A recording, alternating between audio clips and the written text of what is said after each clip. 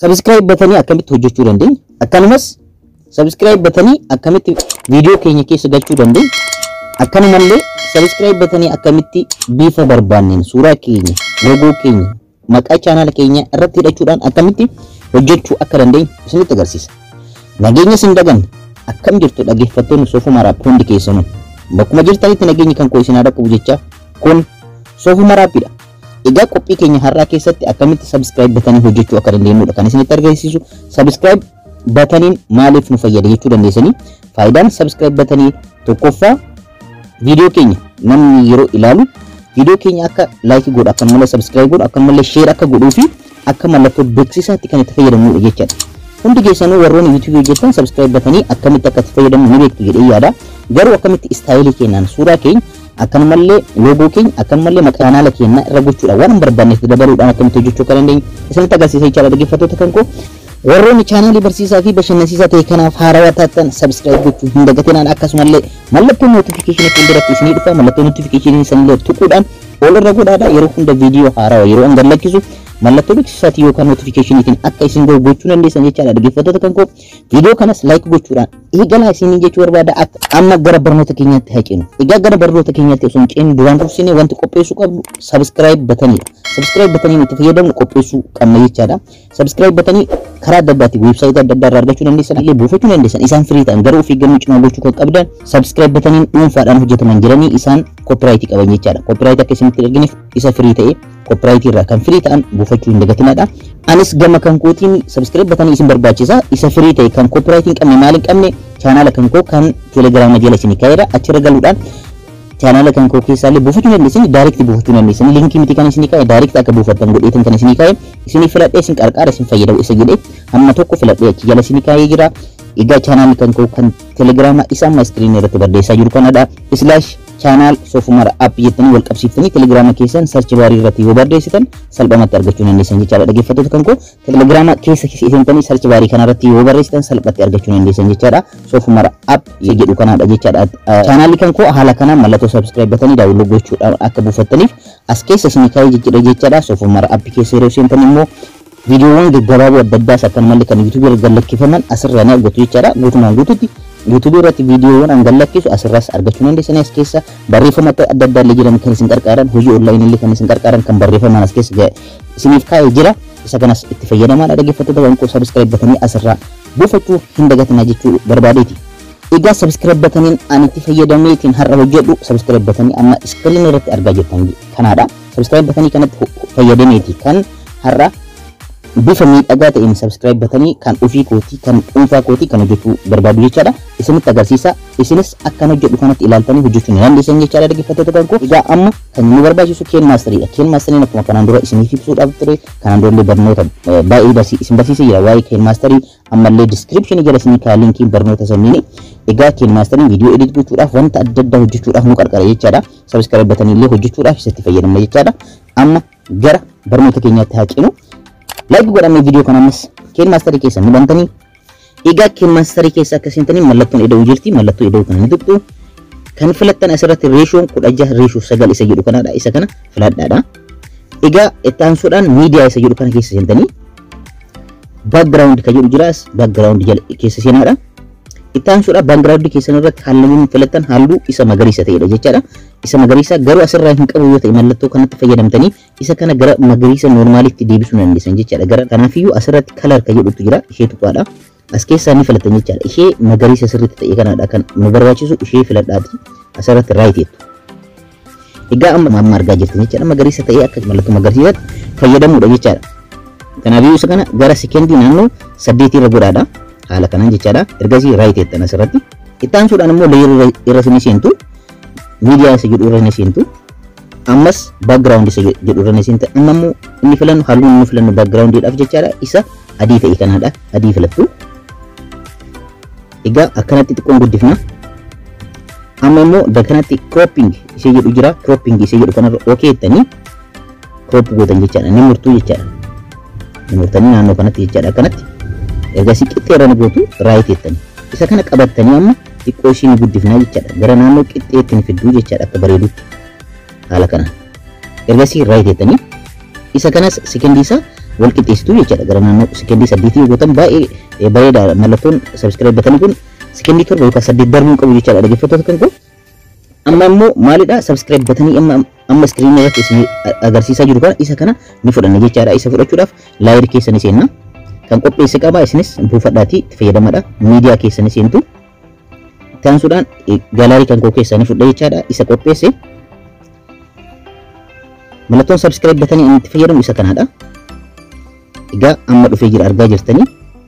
Egaa amma kanatti isin cufa waan ta'eef naannoo kanarra erga geettanii booda dhaggeeffattoota kan koo maal gootanii bakka dhuftanii kiroomaakii balleessitu jechaadha. Kiroomaakii kan jedhutu jira background isa kanan barreessitu. Kanaafuu enable effect wana on gootan.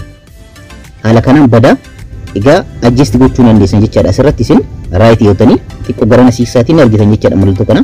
Egaa amma immoo caafii kana qabannee xiqqoo ishee ni xiqqeessinaa jechaadha.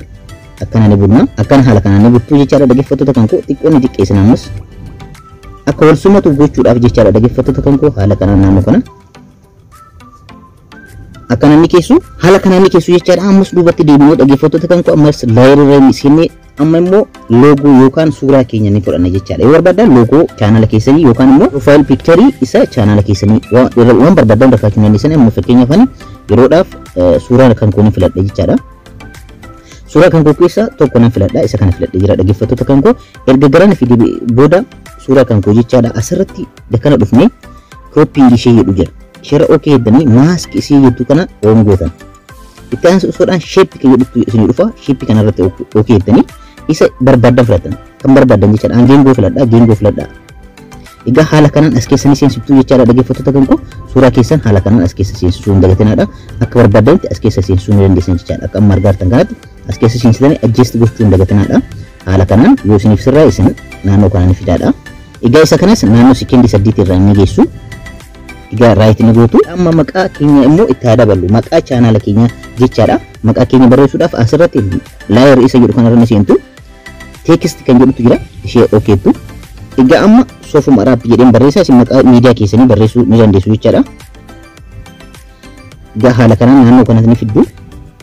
Egaa asirratti bifa barreeffama keessanii ni filattu jechaadha. Bifa barreeffama keessanii istaayilii isaa jechaadha. Front isa jedhu kan bifa barreeffama isaa istaayilii keessanii filattanii annootoo sarfi regular isa jedhu kana fayyadamu yeroo hundaayyuu isarratti okeedha.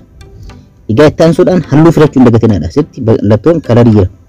Kalar kan jedhu kanarratti okeettanii itti aansuudhaan halluu barbaadan jechaadha. Ani yeroo hunda kan itti fayyadamu yeroo baay'ee halluu gurraacha waan ta'eef halluu gurraacha nan filadha. Isin isa barbaadan filadhaadha. Right gootan. Haala kanaan jechaadha dhaggeeffattoota kan koo. Haala kanaan naannoo kana.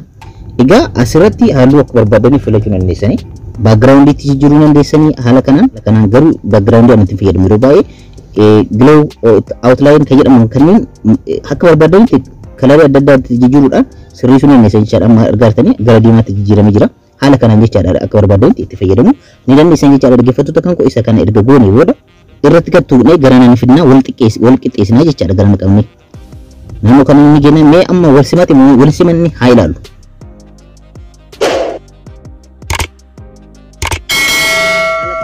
Qopheessinee jirra jechaadha dhaggeeffattoota kan koo. Garuu wal simannee jechaadha ammas wal simannee kanaafiyyuu hunda isaatti kan wal simatu goona jechaadha. Kanaafiyyuu jalqaba irratti maal goona profile picture keenya irratti okay jenna. In animation isa jedhu jira dhaggeeffattoota kan koo. Profile picture keessan irratti okay yeroo ta'an in animation isa jedhu jira okay tani. Isa kana garamiin seenuu barbaadan isin gara ittiin seenu gubbaarraa jalatti bitaarraa mirgatti mirgarraa bitatti kan jedhutu jira. Kanaafiyyuu slide right kan jedhu jira. Akka garanaatti akka dhufu left kan jedhu jira. Kanaafiyyuu an appii barbaada yeroo hundaa slide up yoo ta'edha kan baay'ee nama gammachiisu. Kanaafiyyuu slide up isa jedhu kana dhowwitanii speed isaallee dakanatti isiniif laaqqa. Tokko tuqaa shaniin tokko lamaan tokkoon yeroo baay'ee tokkoon filadha waan ta'eef tokko erga filattanii booda right gootan.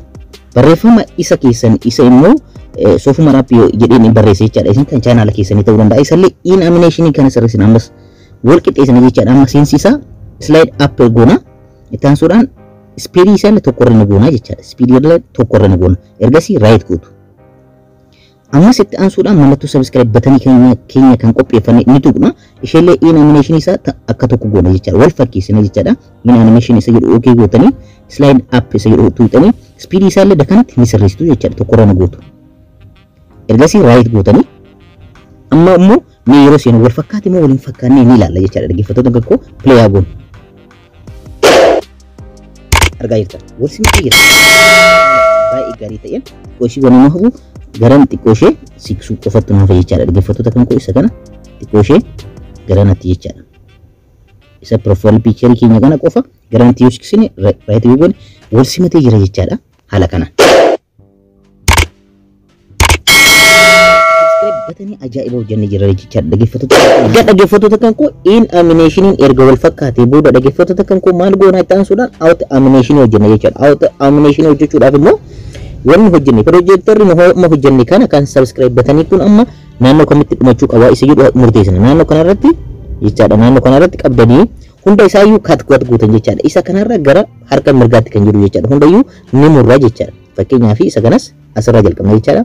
Mallattoon maqasii fakkaatu kun jirti ishee okeettanii term to right of play head isa jedhu jira isa okeettanii hunda isaatiyyuu bakkuma kanarratti irraa ni murtu jechaadha. Hundayyuu gara harka mirgaatti jechaadha. Wal qixxeessine hunda isaatiyyuu jechaadha. Amma projector hojjenne kanneen hundayyuu akkaataan amma isatti mul'isu kanaan ni murtu jechaadha. Dhaggeeffattoota kan koo hunda isaayyuu erga murtanii geessitanii booda egaa amma hojjenne jirra. Out animation isaa immoo akkamitti hojjechuu dandeenyaadha. Out animation jechuun yeroo inni bahu jechaadha. Yeroo inni bahuu fi yeroo inni seenudha. Yeroo inni seenu wal qixxeessine jirra. Yeroo inni bahu immoo asirratti naannoo dhumaa kanarra fiddanii jechaadha. Naannoo dhumaa kanarra fiddanii naannoo kanatti jechaadha. Hunda isaatiyyuu speedii tokko irra ni gootu jechaadha. Profile picture keessan irratti ogeettanii out animation isa jedhu jira.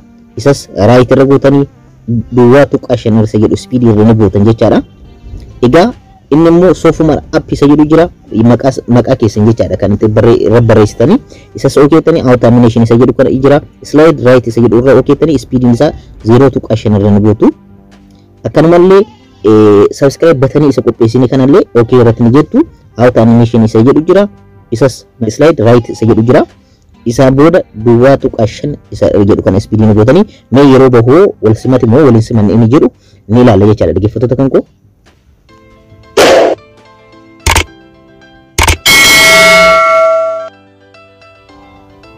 baay'ee nama gammachiisa jechaadha. Dhaggeeffattoota kan koo haala kanaan subscribe batanii hojjechuu ni dandeessan jechaadha. Bifa kanaan export gochuudhaaf immoo akkamitti export goonaa jechuu ni dandeessan. Dhaggeeffattoota kan koo export gochuudhaaf akka barbaadanitti asitti mallattoon share fakkaatu ni jirti. Share tuqxanii okay yoo jettanii jechaadha. Asirratti wanti biraa asirratti saawundii adda addaa sagalee adda addaa itti dabaluu ni dandeessan. Muuziqaa ta'uu danda'a waan adda addaa itti dabaluu barbaadan audio isa jedhu kanarra ni seentu jechaadha. Dhaggeeffattoota kan koo ergasii sirba gara keessan ni filatan jechaadha. Sirba ta'uu danda'a waan adda addaa jechuudha. Isa free ta'e kan copyright irra free ta'e itti dabaluu ni dandeessan jechaadha. Isarratti ogeettanii mallattoo iddoo kana yoo tuqxan gara sirba saniitti isin fudhata.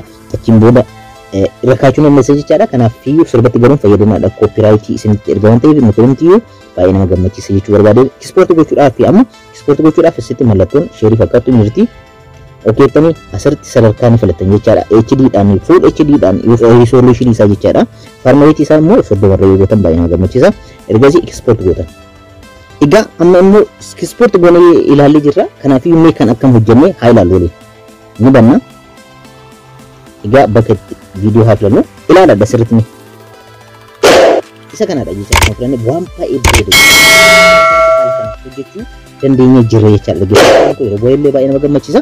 Haala kanaan hojjechuu dandeessanii amma immoo viidiyoo barbaadan irratti akkamitti hidhachuu akka dandeessan gabaabinaan isinitti mul'isu.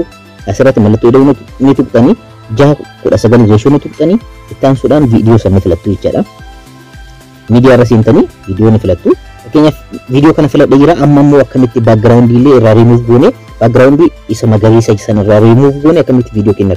Seensa viidiyoo irratti ta'uu danda'a. Qixxee viidiyoo irratti ta'uu yaadachiisuu danda'a. Barbaadan ta'a dhaggeeffattoota kan keessan.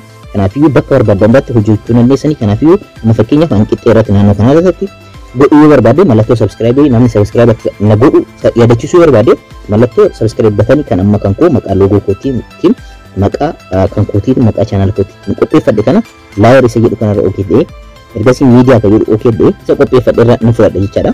Egaa isa kanadha jechaadha dhaggeeffattoota kan koo kanan qopheeffadhe isa kanadha.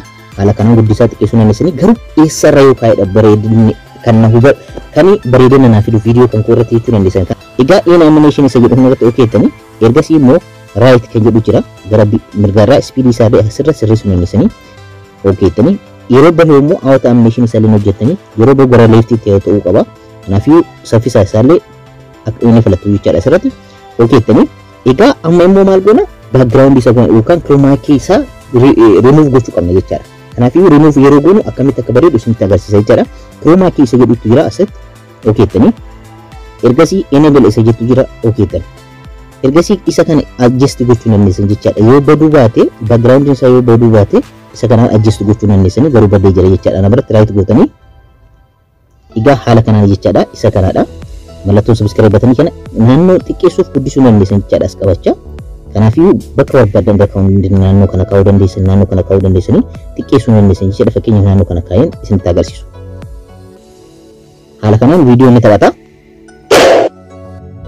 Argaatan dhaggeeffatu. Haala kanaan bifa miidhagaa ta'een hojjechuu dandeessan jechaadha. Dhaggeeffattoota kan koo kanaan booda viidiyoo keessan export gochuu dandeessan jechaadha. Qophiin har'a qabadhee isin dhufe kana fakkaata. Warroonni channel kanaaf haarawaa taatan subscribe gochuun dagatinaadha. Akkanumallee hiriyoota keessaniif share godhaadha. Irraa fayyadamaadha isin jechuu barbaada. Ammas viidiyoo kana like godhaa. Horaa bulaa.